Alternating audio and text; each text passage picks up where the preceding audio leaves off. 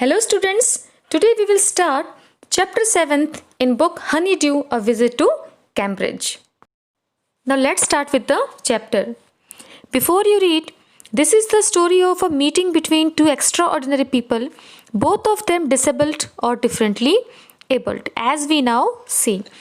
ये जो स्टोरी है, आपका जो ये चैप्टर है, इसमें दो एक्स्ट्रा ऑर्डिनरी पीपल्स के बीच जो मीटिंग हुई है उसके बारे में बताया गया है और दोनों के दोनों डिसेबल्ड है.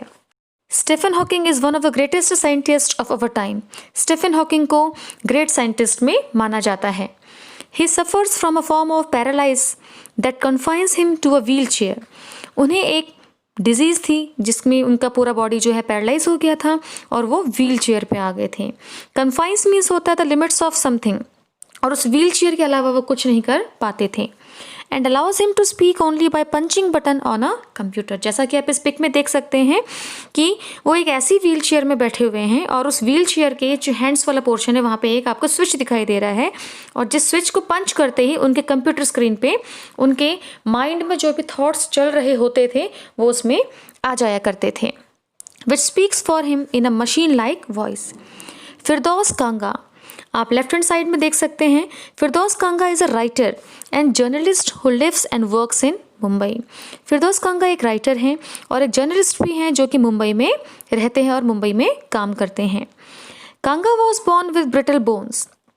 जो इस चैप्टर के राइटर है फिरदौस कांगा, उन्हें बचपन से ही एक बीमारी थी ब्रिटल बोन्स की, that tended to break easily when he was a child. ये एक ऐसी बीमारी है जिसमें हमारी बॉडी की जो हड्डियां हैं वो बहुत ज़्यादा वीक हो जाती है और आसानी से टूट जाती है. Like Hawking, Kanga moves around in a wheel chair. Stephen Hawking की तरह ही इस चैप्टर के जो ऑथर हैं फिरदौस कांगा, वो भी व्हील चेयर पे हैं और वो भी डिसेबल्ड हैं. The two great men exchange thoughts on what it means to live life in a wheelchair and on how the so-called normal people react to the disabled. इस चैप्टर में ये बताया गया है कि स्टीफन हॉकिंग्स और फिरदौस कांगा अपने थॉट्स एक्सचेंज कर रहे हैं कि जो लोग हैं नॉर्मल पीपल्स, उनका डिसेबल्ड लोगों के लिए क्या नज़रिया है, वो डिसेबल्ड पीपल्स के बारे में क्या सोचते हैं. Cambridge was my metaphor for England. And it was strange that when I left it had become altogether something else because I had met Stephen Hawking there. अब जो ऑथर है वो ये कहना चाहते हैं कि कैम्ब्रिज उनके लिए इंग्लैंड जैसा है, सेम उसी को वो वैसा मानते हैं, और उनके लिए वो चीज़ ज़्यादा अच्छी तब बन जाती है जब वो इस बार कैम्ब्रिज में स्टीफन हॉकिंग से मिलते हैं. It was on a walking tour through Cambridge that the guide mentioned Stephen Hawking, poor man, who is quite disabled now, though he is a worthy successor to Isaac Newton, whose chair he has at the university. अब यहाँ पे जब author Cambridge जाते हैं घूमने के लिए, generally एक नॉर्मल टूर पे, तभी जो उनका गाइड है वो उन्हें बताता है कि स्टीफन हॉकिंग, पुअर मैन, बेचारे, who is quite disabled now, जो कि डिसेबल्ड हैं, दो he is a worthy successor, यानी डिसेबल्ड होते हुए भी वो बहुत अच्छे एक सक्सेसफुल इंसान भी हैं. आइजैक न्यूटन के बाद उन्हें दूसरा सक्सेसफुल इंसान माना जाता है साइंस की दुनिया में. Whose chair he has at the university. And I started because I had quite forgotten that this most brilliant and completely paralyzed astrophysicist. Now what is astrophysicist? Scholar of astrophysics, branch of physics dealing with stars, planets, etc. यानी इसमें stars और planet का study किया जाता है, उसे astrophysicist कहा जाता है. तो ये एक ऐसे एस्ट्रोफिजिसिस्ट थे जो कि कम्प्लीटली पैरालाइज्ड थे और लेकिन फिर भी वो बहुत ज़्यादा ब्रिलियंट थे. The author of a brief history of time, one of the biggest best seller ever lived hair. और जो एस्ट्रोफिजिसिस्ट है यानी कि स्टीफन हॉकिंग्स, उन्होंने एक बुक भी लिखी जिसका नाम था a brief history of time, जो कि सबसे ज़्यादा सेल भी हुई. When the walking tour was done, I rushed to a phone booth and almost tearing the cord so it could reach me outside, phoned Stephen Hawking's house. और जैसे ही मैंने अपना टूर कंप्लीट किया, हम सीधा वहाँ से फ़ोन बूथ की ओर गए अपने गाइड के साथ. Almost tearing the cord so it could reach me outside, क्योंकि आपको जैसा मैंने बताया कि जो ऑथर है वो खुद व्हील चेयर पर डिसेबल्ड है, तो उन्होंने जो फ़ोन का वायर है उसे बाहर की ओर खींचा और सीधा स्टीफन हॉकिंग्स के घर में फ़ोन लगाया. There was his assistant on the line. तभी स्टीफन हॉकिंग्स के घर में उनके असिस्टेंट ने फ़ोन उठाया। एंड आई टोल्ड हिम, और ऑथर ने उनसे कहा, I had come in a wheel chair from India, कि मैं भारत से, इंडिया से व्हील चेयर पर आया हूँ। Perhaps he thought I had propelled my self all the way, और शायद जहाँ तक मुझे लगता है कि मैं रास्ते में इन सब चीज़ों के लिए प्रोपेल्ड था। प्रोपेल्ड मतलब बहुत ज़्यादा एक्साइटेड होना, एंकरेज होना। To write about my travels in Britain I had to see professor Hawking, even 10 minutes would do half an hour. तभी उसी समय ऑथर ने स्टीफन हॉकिंग्स के असिस्टेंट से कहा कि सिर्फ 10 मिनट्स ही काफ़ी है उनसे बात करने के लिए। तभी उनके जो असिस्टेंट ही सेड, उसने क्या कहा, हाफ एन आवर, कि आपको आधे घंटे का समय मिल सकता है, फ्रॉम 3:30 to 4, यानी कि 3:30 बजे से 4 बजे के बीच में। And suddenly I felt weak all over, और अचानक से मैंने अपने पूरे बॉडी में एक अजीब सी वीकनेस महसूस की। ग्रोइंग अप डिसेबल्ड, ये सोचना ही कि हम बड़े हो रहे हैं एक डिसेबिलिटी के साथ साथ कितना मुश्किल है। You get fed up with people, आप परेशान हो जाते हैं। फेड अप मतलब परेशान हो जाना। People asking you to be brave, कि लोग आपको बार बार सिंपैथी दिखाते हैं कि बहादुर बनो, as if you have a courage account on which you are too lazy to draw a cheque. मतलब लोग हमें ये जताने की कोशिश करते हैं कि हमारे अंदर बहुत कुछ है, बहुत ज़्यादा ब्रेवनेस है, लेकिन हम आलसी हैं, हम उस ब्रेवनेस को, उस बहादुरी को बाहर नहीं निकालते हैं। ऐसा लोग हमें जताना चाहते हैं। The only thing that makes you stronger is seeing somebody like you. आपको सिर्फ एक ही चीज़ स्ट्रोंगर बना सकती है, जब आप अपने जैसे किसी इंसान को देखें जो कि अचीविंग समथिंग ह्यूज, जो बहुत बड़ी चीज़ को पा रहा हो या पाता हो। Then you know how much is possible and you reach out further than you ever thought you could. उसके बाद आपको पता चलता है कि आपके अंदर कितना पोटेंशियल है, और आप भी उस सामने वाले व्यक्ति की तरह आगे तक पहुंच सकते हैं, बढ़ सकते हैं और कुछ कर सकते हैं। I haven't been brave, said his disembodied computer voice. और उसके बाद जब वो स्टीफन हॉकिंग से मिलते हैं, उनसे पूछते हैं क्या आप बहादुर हैं, तो वहाँ से अपने पंचिंग बटन को दबा के जो स्टीफन हॉकिंग्स हैं उन्हें जवाब देते हैं कंप्यूटर वॉइस में कि मैं बहादुर नहीं हूँ। I have had no choice. उन्होंने क्या जवाब दिया कि मेरे पास कोई चॉइस ही नहीं रही, क्योंकि वो फिजिकली क्या थे, डिसेबल्ड थे। श्योरली आई वॉन्टेड टू से living creatively with the reality of his disintegrating body was a choice. Integrate मतलब एक करना, डिसइंटीग्रेट मतलब अलग अलग करना। यानी स्टीफन हॉकिंग्स की जो पूरी बॉडी है वो डिसइंटीग्रेट है, वो अपनी पूरी बॉडी पे कंट्रोल नहीं कर सकते हैं। उसके बाद उन्होंने इतनी सफलता पाई, और उनका जो जवाब था कि मेरे पास तो कोई चॉइस ही नहीं है। बट आई कीप क्वाइट, लेकिन मैं उनके इस जवाब को सुन के शांत रहा। Because I felt guilty every time I spoke to him, forcing him to respond. क्योंकि मुझे बड़ा अजीब सा लग रहा था कि उनकी इस कंडीशन के बाद भी मैं उनसे इतने सारे सवाल पूछ रहा हूँ, उन्हें फोर्स कर रहा हूँ कि वो मेरे सवालों का जवाब दें। There he was tapping at the little switch in his hand. उनके हाथों में एक स्विच है जिसको वो टैप कर रहे हैं, दबा रहे हैं। Trying to find the words on his computer with the only bit of movement left to him. और कोशिश कर रहे हैं कि मेरी सवालों का जवाब देने के लिए वो कुछ वर्ड्स कंप्यूटर स्क्रीन पे ला सकें। हिज लॉन्ग पेल फिंगर, उनकी एक लंबी सी अंगली है जो कि पेल है, बहुत हल्का उसका रंग हो गया सफ़ेद जैसी। Every so often his eyes would shut in frustrated exhaustions. Exhaustions मतलब होता है थक जाना। उनकी आंखों को देख के ऐसा लग रहा है कि वो जवाब देते देते थक गए हैं। And sitting opposite him I could feel his anguish. और मैं ठीक उनके सामने बैठा हुआ हूँ, और मुझे उनके चेहरे में जो एंगिश है, जो परेशानी है, जो दर्द है, वो साफ दिखाई दे रही थी। The mind buoyant with thoughts that came out in frozen phrase and sentences stiff as corpse. Buoyant means होता है एक्टिवनेस। आपके अंदर बहुत ज़्यादा जब खुशी हो तो उनके थॉट्स वो एक्सप्रेस तो बहुत कुछ करना चाहते हैं, लेकिन उसे सेंटेंसेस में वो क्लियर नहीं कर पा रहे थे, ऐसा मुझे लगा। A lot of people seem to think that disabled people are chronically unhappy, I said. तभी ऑथर ने स्टीफन हॉकिंग से ये पूछा कि ज़्यादातर लोगों को ये लगता है कि डिसेबल्ड पीपल अक्सर अनहैप्पी रहते हैं, दुखी रहते हैं। I know that's not true, लेकिन मैं जानता हूँ कि ऐसा नहीं है।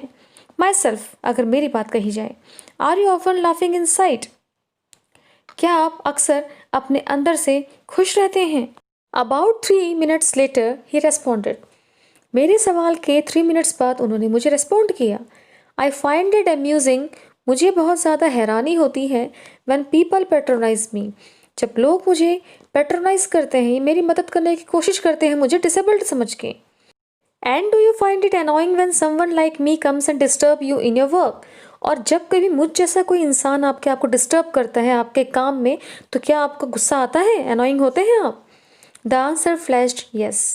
थोड़ी देर में उनके कंप्यूटर स्क्रीन पर मुझे यस आंसर मिलता है.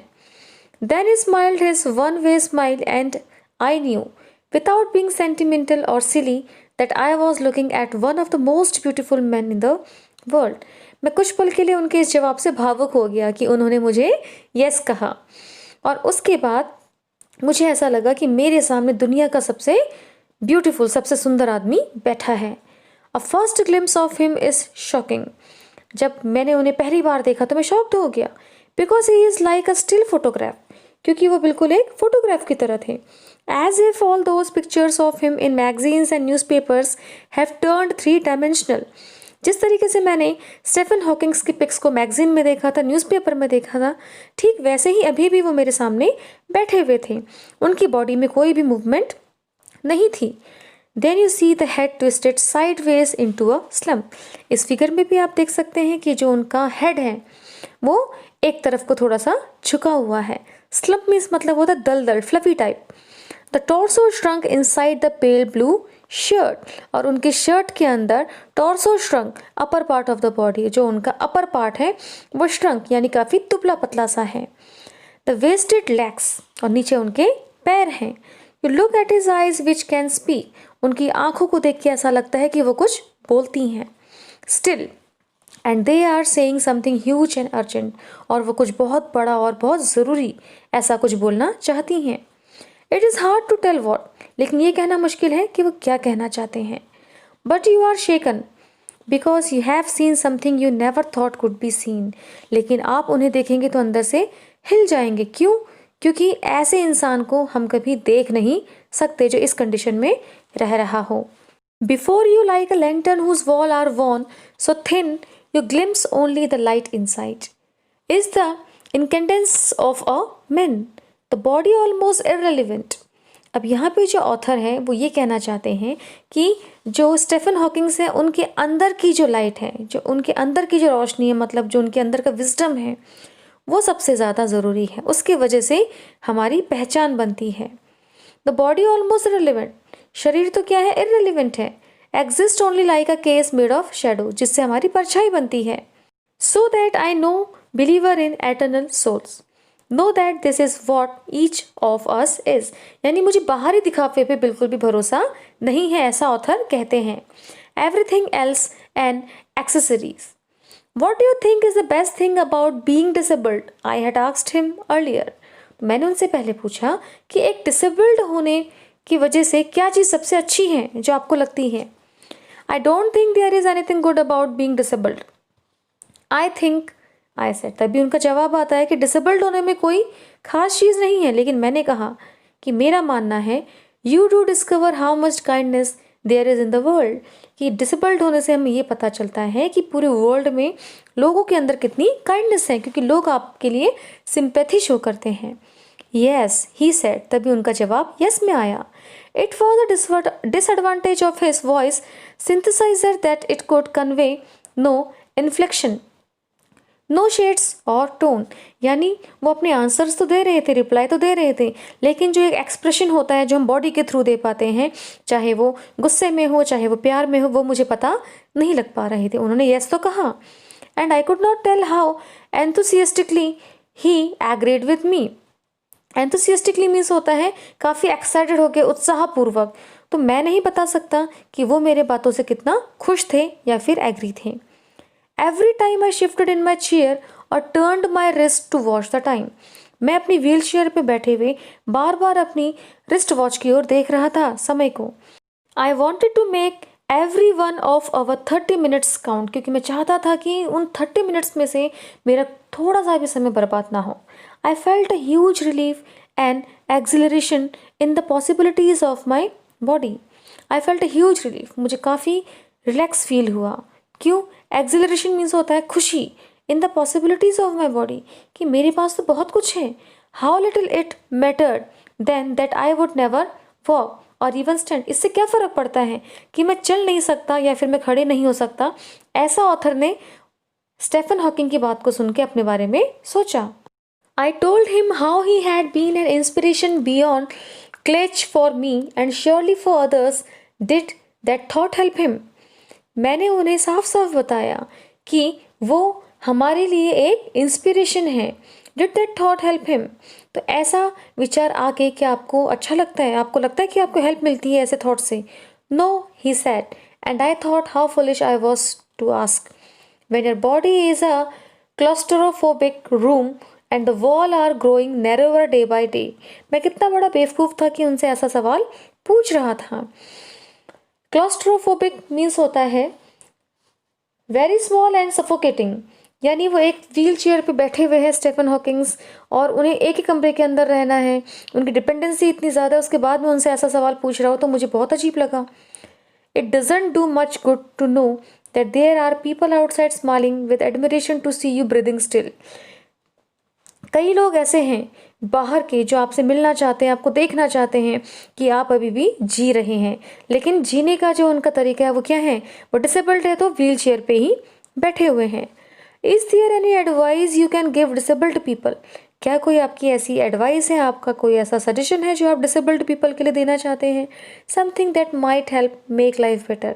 कुछ ऐसा जिससे कि उनका जीवन थोड़ा और बेटर हो जाए. They should concentrate on what they are good at. I think things like the disabled Olympics are a waste of time. तभी स्टीफन हॉकिंग्स कहते हैं कि जिस चीज़ में वो अच्छे हैं उसके ऊपर ज़्यादा कंसंट्रेट और फोकस करने की लोगों को ज़रूरत है जो कि डिसेबल्ड है. उनके अकॉर्डिंग ये जो डिसेबल्ड ओलंपिक्स है, ये जो गेम्स होते हैं, ये सारे वेस्टेज ऑफ टाइम है. I know what you mean. I remember the years. मुझे आपकी बात समझ में आ गई, मुझे वो दिन याद है. I would spend trying to play a Spanish guitar considerably larger than I was. कि एक बार मैंने स्पेनिश गिटार बजाने की कोशिश की थी, ऐसा ऑथर कह रहे हैं, जो कि मुझसे भी साइज में काफ़ी बड़ा था. एंड हाउ ग्लीफुली मतलब खुशी. I had unstringed it one night. कि एक दिन रात को बजाते मैंने उसकी सारी तारें तोड़ दी. The half hour was up. मेरा आधा घंटा हो चुका था. I think I have annoyed you enough. I said. तभी मैंने कहा कि मैंने आपको काफ़ी परेशान कर दिया है. Thank you for. और मैंने उनसे थैंक्स कहा. Stay. I waited. Have some tea. I can show you the garden. तभी वहाँ से रेस्पॉन्स आता है कि अभी रुको, इंतज़ार करो, चाय पियोगे और मेरे साथ मैं तुम्हें अपना गार्डन दिखाऊंगा. The garden was as big as a park, but Stephen Hawking covered every inch, rumbling along in his motorised wheel chair while I dodged to keep out of the way. जो Stephen Hawking थे अपने motorise, जो उनकी wheel chair से motor लगी हुई थी, उससे काफ़ी जल्दी आगे जा रहे थे और मैं उनके पीछे पीछे उस रास्ते की ओर बढ़ रहा था. We couldn't talk very much. हमने ज़्यादा बातें नहीं की. The sun made him silent, the letters on his screen disappearing in the glare. Sun की वजह से उनके कंप्यूटर स्क्रीन पर जो चीज़ें दिख रही थी वो अब नहीं दिख रही थी. An hour later. 1 घंटे बाद. We were ready to leave. I didn't know what to do. हम जाने को तैयार थे, मुझे नहीं पता था कि मुझे क्या करना है. आई कुड नॉट किस हिम और क्राई. ना ही मैं उन्हें किस कर सका और ना ही मैं रो सका. I touched his shoulder. मैंने उनके कंधों को छुआ. And wheeled out into the summer evening. और वहाँ से चला गया. I looked back. मैंने पीछे मुड़ के देखा. And I knew he was waving. और मुझे ऐसा लगा कि वो मेरे तरफ वेव कर रहे हैं, हाथ हिला रहे हैं. Do he wasn't. लेकिन ऐसा था नहीं. ऐसा मेरे दिमाग में मैंने सोचा. Watching him, an embodiment of my bravest self, the one I was moving towards, the one I had believed in for so many years. Alone, I knew that my journey was over for now. और उस दिन फिरदौस कांगा को ये लगा कि अपने से Stephen Hawking को देख के उन्हें एक इंस्पिरेशन मिली. उनको लगा कि मुझे अब आगे बढ़ते चले जाना है और अब मेरी यहाँ जर्नी कंप्लीट हो चुकी है. तो आई होप आपको ये चैप्टर समझ में आ गया होगा। तो इस चैप्टर से हमें ये सीख मिलती है कि डिसेबल्ड होते हुए भी हमें अपने आप को वीक नहीं समझना चाहिए, हमें अपने पॉजिटिव एस्पेक्ट पे और पॉजिटिव पोटेंशियल पे ज़्यादा वर्क करना चाहिए और आगे बढ़ते रहना चाहिए। सो आपका आज का होमवर्क है कि आपको दिए गए इन क्वेश्चन आंसर्स को अपनी फेयर नोटबुक में अच्छी हैंडराइटिंग में करना है। Thanks for watching.